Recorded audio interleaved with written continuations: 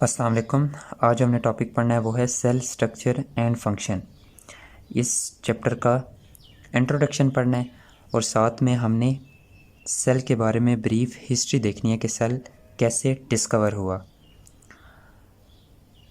जितने भी ऑर्गेनिज़म हैं उनकी बॉडी एक सेल से या एक से ज़्यादा सेल से बनी हुई होती है। कुछ ऑर्गेनिज़म ऐसे हैं जिनकी बॉडी एक सेल से बनी हुई होती है, कुछ ऑर्गेनिज़म ऐसे हैं जिनकी बॉडी एक से ज़्यादा सेल से बनी होती है। वो ऑर्गेनिज़म जिनकी बॉडी एक ही सेल से बनी हुई होती है उन्हें यूनिसेलुलर ऑर्गेनिज़म कहते हैं, और वो ऑर्गेनिज़म जिनकी बॉडी एक से ज़्यादा सेल से बनी हुई होती है उसको हम मल्टी सेलुलर ऑर्गेनिज़म कहते हैं। तो जितने भी ऑर्गेनिज़म हैं उनकी बॉडी के फंक्शंस कौन परफॉर्म कर रहे होते हैं? डिफरेंट टाइप के सेल्स। तो अभी हम देखेंगे कि ये सेल कैसे डिस्कवर हुआ, और जैसे जैसे सेल के बारे में नई नई चीज़ें डिस्कवर होती गई तो एक थ्योरी पेश हुई जिसे हम कहते हैं सेल थ्योरी। हम उसके भी डिफरेंट पॉइंट्स देखेंगे। तो अभी हम देखते हैं कि सेल डिस्कवर कब हुआ। तो सेल को सबसे पहले डिस्कवर किया था रॉबर्ट हुक ने। 1665 में रॉबर्ट हुक ने सेल को डिस्कवर किया था। और इसने सेल को कैसे डिस्कवर किया था? इसने खुद से बनाई हुई एक माइक्रोस्कोप के नीचे प्लांट की कॉर्क को ऑब्ज़र्व किया था, प्लांट की कॉर्क को देखा था। प्लांट की कॉर्क क्या होती है? आप इसे समझ लीजिए, जो प्लांट की स्टेम होती है उस स्टेम का जो बाहर वाला छिलका होता है उसे आप कॉर्क समझ लें। तो उसने प्लांट की इस कॉर्क के अंदर कुछ शहद के छत्ते, हनीकॉम्ब जैसे कुछ स्ट्रक्चर देखे, और उसने क्या देखा कि ये हनीकॉम्ब जैसे स्ट्रक्चर, इनके अराउंड ऐसे वॉल्स प्रेजेंट है और सेंटर से ये हॉलो हैं। इस तरह से सेंटर से ये जितने भी स्ट्रक्चर है वो क्या क्या हैं? हॉलो हैं, यानी ये सेंटर से खाली हैं। तो रॉबर्ट हुक ने इन स्ट्रक्चर को नाम दिया सेल। सेल का मतलब होता है कि एम्प्टी स्पेसिस, यानी सेंटर से या अंदर से वो क्या हैं? खाली हैं। तो रॉबर्ट हुक ने सबसे पहले सेल का नाम दिया था और सेल को डिस्कवर किया था किसके अंदर? प्लांट की कॉर्क के अंदर। और ये जो प्लांट की कॉर्क होती है ये इसके अंदर ज़्यादातर डेड सेल्स होते हैं। तो रॉबर्ट हुक ने सबसे पहले डेड सेल्स को देखा था। और सबसे पहले लिविंग सेल को किसने देखा था? एंटोनी वैन ल्यूवन हुक ने देखा था, और इसने देखा था 1673 में। और इसने पाउंड वाटर के अंदर बैक्टीरिया को क्या किया था? ऑब्ज़र्व किया था। तो सबसे पहले लिविंग सेल कौन सा देखा गया था? बैक्टीरिया। और ये किसने देखा था? एंटोनी वैन ल्यूवन हुक ने देखा था 1673 में। इसके बाद 1805 में लॉरेंस ऑकिन ने ये बात डिस्कवर की कि जितने भी ऑर्गेनिज़म हैं वो किससे बने हुए? सेल से बने हुए। तो सबसे पहले रॉबर्ट हुक ने सेल को डिस्कवर किया था प्लांट की कॉर्क के अंदर, फिर एंटोनी वैन ल्यूवन हुक ने लिविंग सेल को डिस्कवर किया था। इसके बाद लॉरेंस ऑकिन ने सबसे पहले क्या डिस्कवर किया था कि जितने भी ऑर्गेनिज्म हैं उनकी बॉडी किससे बनी हुई है? सेल से बनी हुई है। इसके बाद रॉबर्ट ब्राउन ने 1831 में रॉबर्ट ब्राउन ने सेल के अंदर न्यूक्लियस को क्या किया था? डिस्कवर किया था। तो जब इसने न्यूक्लियस को डिस्कवर किया सेल के अंदर तो ये कॉन्सेप्ट ख़त्म हो गया कि जो सेल होते हैं वो सेंटर से क्या होते हैं? हालो होते हैं। तो रॉबर्ट हुक ने बोला था कि सेल सेंटर से हाली होते हैं। जब रॉबर्ट ब्राउन ने न्यूक्लियस को डिस्कवर किया तो ये बात जो है, ये जो कॉन्सेप्ट था कि सेल सेंटर से हालो होते हैं, वो कॉन्सेप्ट ख़त्म हो गया। रॉबर्ट ब्राउन ने सबसे पहले न्यूक्लियस को डिस्कवर किया था। इसके बाद साथ साथ और ऑर्गेनेलिस भी डिस्कवर होती गई। और जब हम डिफरेंट ऑर्गेनेलिस को देखेंगे तो साथ में हम देखेंगे किस साइंटिस्ट ने किस ऑर्गेनेली को डिस्कवर किया। तो हम जनरल हिस्ट्री देख रहे हैं। इसके बाद 1838 और 39 के पीरियड के दरमियान दो साइंटिस्ट थे, शेल्डन और शिवान जो कि एक जोलॉजिस्ट था, शेल्डन जो कि एक बॉटनिस्ट था। इन्होंने मिलकर एक थ्योरी पेश की, सेल थ्योरी। और इस सेल थ्योरी के कुछ बेसिक पॉइंट्स थे वो हम देख लेते हैं। तो सबसे पहला पॉइंट इसका ये था कि जितने भी सेल्स हैं उनकी बॉडी, जितने भी सेल हैं वो उनके तीन मेजर कंपोनेंट हैं। एक कंपोनेंट सेल का है न्यूक्लियस, दूसरा कंपोनेंट है साइटोप्लाज्म और तीसरा कंपोनेंट है प्लाज्मा मेम्ब्रेन। ये किसने बोला था? ये शेल्डन और सिवान ने बोला था इस सेल थ्योरी के अंदर। इसके बाद दूसरा इसका पॉइंट ये था कि जितने भी ऑर्गेनिज्म हैं वो सेल से बने हुए हैं या सेल की प्रोडक्ट से बने हुए हैं। अब सेल की तो समझ आती है, सेल प्रोडक्ट का क्या मतलब है? जैसे आपकी बॉडी के बहुत सारे स्ट्रक्चर्स या हमारी बॉडी के बहुत सारे स्ट्रक्चर्स हैं जो प्रोटीन्स के बने हुए हैं, डिफरेंट केमिकल्स के बने हुए हैं। तो ये जो प्रोटीन्स होती हैं ये असल में कौन बना रहा होता है? सेल्स ही बना रहे होते हैं। जैसे हमारे नेल्स, हेयर, ये सेल प्रोडक्ट्स के अंदर आ जाता है। ये कुछ प्रोटीन से बने होते हैं और वो प्रोटीन्स कौन सिक्रीट करता है? सेल। तो इस वजह से कहते हैं कि जितने भी ऑर्गेनिज्म है वो सेल से बने होते हैं या सेल प्रोडक्ट से बने हुए होते हैं। इसके बाद इन्होंने एक और पॉइंट भी दिया था। तीसरा पॉइंट ये है, इन्होंने ये बोला था कि जो प्लांट्स के सेल होते हैं उनके अंदर कुछ एडिशनल स्ट्रक्चर्स भी प्रेजेंट होते हैं as compare to animal cell. तो ये इनका तीसरा पॉइंट था कि प्लांट के सेल के अंदर कुछ एडिशनल स्ट्रक्चर्स होते हैं as compare to animal cell. इसके बाद 1855 में रुडोल्फ विर्च्यू ने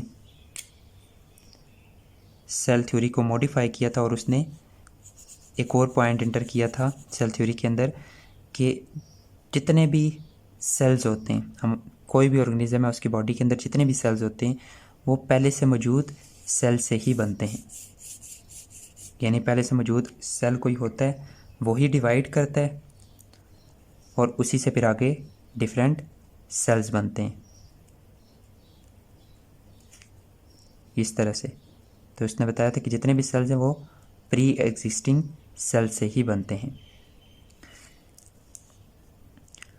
तो ये जनरल सा हिस्ट्री था कि सेल के बारे में किस किसने क्या डिस्कवर किया। इसके बाद बहुत सारी चीज़ें डिस्कवर हुई सेल के बारे में और सेल थ्योरी के अंदर साथ साथ मॉडिफिकेशन भी होती गई। सेल थ्योरी साथ साथ मॉडिफाई भी होती गई, इसके अंदर बहुत सारे पॉइंट्स भी एंटर होते गए। तो आज हम इस सेल थ्योरी के 3 मोस्ट इम्पोर्टेंट और बेसिक पॉइंट्स देखेंगे। तो सबसे पहला पॉइंट क्या है? जितने भी ऑर्गेनिज्म हैं, all organism are composed of 1 और मोर सेल। ये सेल थ्योरी का सबसे इम्पोर्टेंट पॉइंट ये है कि जितने भी ऑर्गेनिज्म हैं वो या तो एक सेल से बने हुए हैं या तो एक से ज़्यादा सेल से बने हुए हैं। कुछ ऑर्गेनिज्म ऐसे हैं जो एक सेल से बने हुए हैं जिन्हें हम यूनिसेलुलर ऑर्गेनिज्म कहते हैं, जैसे बैक्टीरिया हो गया। कुछ ऑर्गेनिज्म ऐसे हैं जिनकी बॉडी एक से ज़्यादा सेल से बनी हुई होती है, जो मल्टी सेलुलर ऑर्गेनिज्म आते हैं जिनके अंदर प्लांट्स आ जाते हैं, एनिमल्स आ जाते हैं, फंजाई आ जाते हैं, एल्जी वगैरह आ जाते हैं। ये सारे मल्टी सेलुलर ऑर्गेनिज्म हैं। तो all organism are composed of 1 और मोर सेल। कुछ एक ही सेल से बने हुए होते हैं जिन्हें यूनिसेलुलर कहते हैं, कुछ एक से ज़्यादा सेल से बने हुए होते हैं जिन्हें मल्टी सेलुलर ऑर्गेनिज्म कहते हैं। इसके बाद दूसरा point, all cell arise from pre existing cell. यानी जितने भी सेल्स हैं वो पहले से मौजूद सेल से ही बनते हैं। तो अब देखें, जैसे एग और स्पर्म मिलते हैं, एग और स्पर्म के मिलने से क्या बनता है? जाइगोट। अब ये जाइगोट एक ही सेल होता है और इस जाइगोट ने फिर आगे कैसे पूरा एक मल्टी सेलर ऑर्गेनिज्म बनाना होता है। जैसे मैं कहता हूँ, अगर ये जाइगोट कैसे आगे जाके एक ह्यूमन बनाएगा।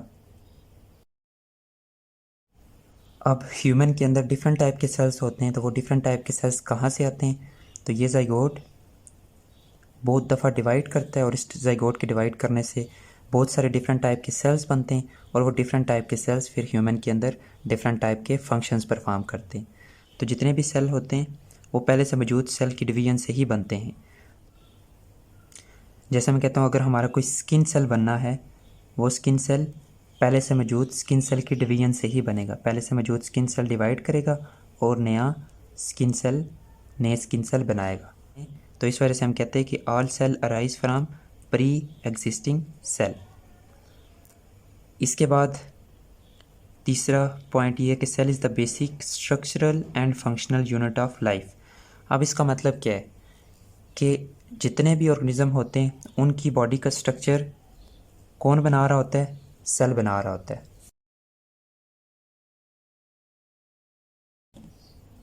अब सेल कैसे स्ट्रक्चर बना रहा होता है, पहले हम स्ट्रक्चरल देख लेते हैं कि सेल कैसे स्ट्रक्चरल यूनिट है। तो आपको पता है जब बहुत सारे सेल्स आपस में मिलते हैं तो एक स्ट्रक्चर बनता है जिसे हम कहते हैं टिश्यू। और जब डिफरेंट टाइप के टिश्यूज़ आपस में मिलते हैं तो क्या बनता है, ऑर्गन। और जब बहुत सारे ऑर्गन मिलके कोई एक स्पेसिफिक फंक्शन परफॉर्म करें, जैसे मैं कहता हूँ कि डाइजेशन में बहुत सारे ऑर्गन इन्वॉल्व होते हैं, उसमें हमारी बकल कैविटी, उसके बाद pharynx, oesophagus, stomach, small intestine, large intestine, ये सारे ऑर्गन मिलके एक स्पेसिफिक फंक्शन परफॉर्म कर रहे होते हैं डाइजेशन का। तो ये सारे ऑर्गन मिलके क्या बनाते हैं, ऑर्गन सिस्टम। ऑर्गन सिस्टम क्या होता है कि डिफरेंट ऑर्गन मिलके कोई जब एक स्पेसिफिक फंक्शन परफॉर्म कर रहे होते हैं तो उसे हम कहते हैं ऑर्गन सिस्टम। जैसे अब जितने भी ऑर्गन्स जो मिलकर डाइजेशन का काम कर रहे होते हैं वो एक ऑर्गन सिस्टम बनाते हैं। और जब बहुत सारे ऑर्गन सिस्टम मिलते हैं, जैसे हमारा digestive system, respiratory system, circulatory system, immune system, ये सारे जब बहुत सारे सिस्टम आपस में मिलते हैं तो फिर क्या बनता है, ऑर्गेनिज्म बनता है। और इस ऑर्गेनिज्म का जो बेसिक स्ट्रक्चरल यूनिट है वो क्या है, सेल है। तो ये जितने भी ऑर्गन हैं, इन ऑर्गन के अंदर डिफरेंट टाइप के क्या प्रेजेंट होते हैं, टिश्यूज़, और उन डिफरेंट टाइप के टिश्यूज़ के अंदर डिफरेंट टाइप के सेल्स प्रेजेंट होते हैं। तो इस ऑर्गेनिज्म का बेसिक जो यूनिट है वो इस ऑर्गेनिज्म के अंदर जो डिफरेंट टाइप के ऑर्गन्स या डिफरेंट टाइप के ऑर्गन सिस्टम प्रेजेंट होते हैं वो ऑर्गन या ऑर्गन सिस्टम किससे बने हुए होते हैं, डिफरेंट तरह के सेल से बने हुए होते हैं। तो ऑर्गेनिज्म की बॉडी के जितने भी स्ट्रक्चर्स हैं वो कौन बना रहा होता है, सेल बना रहा होता है। जैसे हमारी बॉडी की स्किन है वो डिफरेंट टाइप के सेल से बनी हुई होती है। इसके बाद हमारे मसल्स हैं वो मसल सेल से बने हुए होते हैं। इसके बाद हमारा हार्ट, हमारे स्टमक, ये डिफरेंट टाइप के सेल से बने हुए होते हैं। इस वजह से हम कहते हैं कि ऑर्गेनिज्म की बॉडी के जितने भी स्ट्रक्चर हैं वो डिफरेंट टाइप के सेल से बने हुए होते हैं। इसके बाद हम कहते हैं कि cell is the basic structural and functional unit of life. अब फंक्शनल यूनिट क्यों कहते हैं, क्योंकि हमारी बॉडी का कोई भी फंक्शन है वो फंक्शन असल में कौन परफॉर्म कर रहा होता है, सेल्स परफॉर्म करते हैं। तो हम इस पीछे वाली एग्जांपल को ले लेते हैं कि हमारी बॉडी के अंदर ये जो डाइजेशन का प्रोसेस हो रहा होता है, तो ये डाइजेशन का प्रोसेस कब होता है, जब हमारे डाइजेस्टिव सिस्टम के जो डिफरेंट ऑर्गन्स होते हैं, डाइजेस्टिव सिस्टम के डिफरेंट ऑर्गन्स क्या रिलीज़ करते हैं, डिफरेंट सेक्रीशंस रिलीज़ करते हैं, जिसके नतीजे में फूड की क्या होती है, डाइजेशन। और ये जो सेक्रीशंस होती हैं ये हमारे ऑर्गन्स के अंदर डिफरेंट टाइप के सेल्स कर रहे होते हैं। तो जब ये सेल्स सेक्रीशंस करते हैं, जैसे मैं कहता हूँ गैस्ट्रिक जूस की सेक्रीशन होती है, तो उस गैस्ट्रिक जूस की सेक्रीशन के नतीजे में हमारे स्टमक के अंदर फूड की क्या होती है, डाइजेशन होती है। इसके अलावा अगर मैं कहता हूँ कि अगर हम एक जगह से दूसरी जगह मूव करते हैं, अगर हम चलते हैं, तो वो भी उसमें भी हमें कौन हेल्प कर रहा होता है, सेल्स। इसमें कौन से सेल्स हेल्प कर रहे होते हैं, मसल सेल्स, इसके बाद नर्व सेल्स। तो कोई भी फंक्शन परफॉर्म करते हैं हम, उसके पीछे डिफरेंट टाइप के सेल्स ही इन्वॉल्व होते हैं, चाहे वो डाइजेशन का हो, चाहे वो सर्कुलेशन का हो, चाहे वो मूवमेंट हो, चाहे वो रेस्पिरेशन हो। तो ये जितने भी फंक्शंस हैं इन्हें कौन परफॉर्म कर रहा होता है, डिफरेंट टाइप के सेल्स परफॉर्म कर रहे होते हैं। इस वजह से हम कहते हैं कि cell is the structural and functional unit of life.